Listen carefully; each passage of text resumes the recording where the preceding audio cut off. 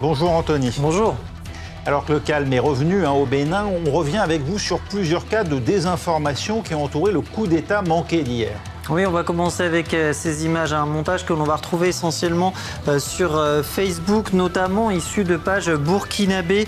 Regardez des personnes dans les rues qui semblent manifester avec cet écriteau PLP du nom du Parti pour la libération du peuple et ce slogan, la voix du peuple, l'esprit du Bénin, c'est ce qu'on peut lire. Et en commentaire de ces clichés, vous le voyez, des millions de Béninois sont sortis ce matin pour acclamer les militaires qui ont pris le pouvoir, nous dit-on, et de scander Pascal Tigri du nom de ce lieutenant-colonel à l'origine de ce putsch manqué. Sauf que tout ça, c'est faux.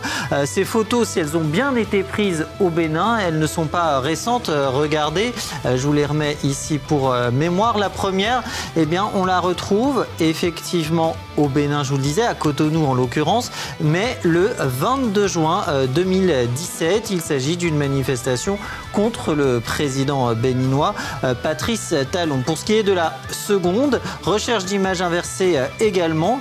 Et on est ramené cette fois non pas sur l'AFP, mais sur un reportage de la chaîne de télévision Africa 24 en date, vous le voyez, du 24 janvier 2018. Et là encore, il s'agit d'une manifestation de l'opposition contre le président Patrice Talon. Alors prétendre que des manifestants sont venus en nombre soutenir les militaires pour le coup d'État, c'est un narratif que l'on va retrouver aussi sur cette vidéo TikTok que l'on va découvrir ensemble. Regardez. On voit effectivement là encore beaucoup de monde dans les rues, une foule qui regarde l'hélicoptère qui la survole. On a aperçu une petite image de Patrice Talon et je vous remets le commentaire que nous dit-on. Il y a un coup d'État en cours, certes, mais aussi que toutes les frontières terrestres, maritimes et aériennes ont été fermées. Voilà ce qu'ajoute le commentaire. Et en réalité, pourtant, ce sont des images du Kenya, de Nairobi plus précisément. Ces images, elles nous viennent du 16 octobre dernier. Souvenez-vous, l'ancien Premier ministre Raila Odinga mourait. Ces gens sont venus lui rendre hommage. Et l'hélicoptère, on le retrouve d'ailleurs ici. On retrouve aussi même le panneau publicitaire que l'on a pu voir dans la vidéo. Cliché que l'on doit à Thomas Mukoya pour le Reuters. 3 cas classiques donc des informations, sortir des images de leur contexte. Autre procédé courant, Anthony, l'usurpation. Oui, effectivement. Et une fois de plus, c'est France 24 qui en a fait les frais, ciblé par la page Facebook Notre Bénin. Voici le trucage en question, à savoir que la page Nous fait dire affirme donc que nous avons confirmé le succès de ce coup d'État, ce qui est faux bien évidemment. Et la page en question Notre Bénin donc ne s'est pas arrêtée là, elle a également mis en doute l'authenticité de la locution présidentielle du président Talon, Patrice Talon, qui assurait que la situation était sous contrôle, mise en doute en assurant que tout ça avait été généré par l'intelligence artificielle. Et c'est idem pour la prise de parole cette fois du ministre de l'Intérieur Alassane Seydou, le ministre béninois, qui lui assurait que la tentative de coup d'État avait été mise en échec. Là aussi, la page accuse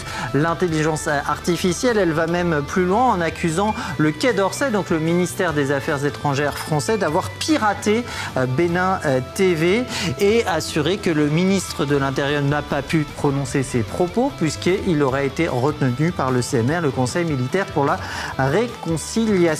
refondation, page dont l'administrateur est en fait basé au Burkina Faso, d'après la rubrique transparence de la page indiquée sur Facebook. Le Burkina Faso d'Ibrahim Traoré, qui avec le Mali et le Niger compose l'AES, l'Alliance des États du Sahel. Il faut dire que dans toutes les infox qui ont été liées à ce putsch manqué, beaucoup ont émané effectivement de comptes qui sont habitués à désinformer et à servir la propagande de l'AES dans le but de déstabiliser les pays voisins comme le Bénin, mais aussi la Côte d'Ivoire et d'attiser les tensions. Et précisément dans le but d'attiser ces tensions, cette fois avec la France, l'armée française a fait l'objet d'un tox, Anthony. Oui, je vous en donnerai qu'un exemple. On est là encore dans un grand classique de désinformation. Plusieurs publications de dénoncer par exemple cette guerre, je cite, que mène la France contre les Africains depuis 190 ans. On rappelle que la France officie dans la région en matière de lutte contre le terrorisme. Elle est accusée d'avoir joué un rôle contre les putschistes et cette publication d'affirmer à tort que le CMR, dont je vous parlais tout à l'heure, a abattu un aéronef de l'armée française au nord de Cotonou. C'est faux et de nous fournir donc cette image effectivement d'un aéronef.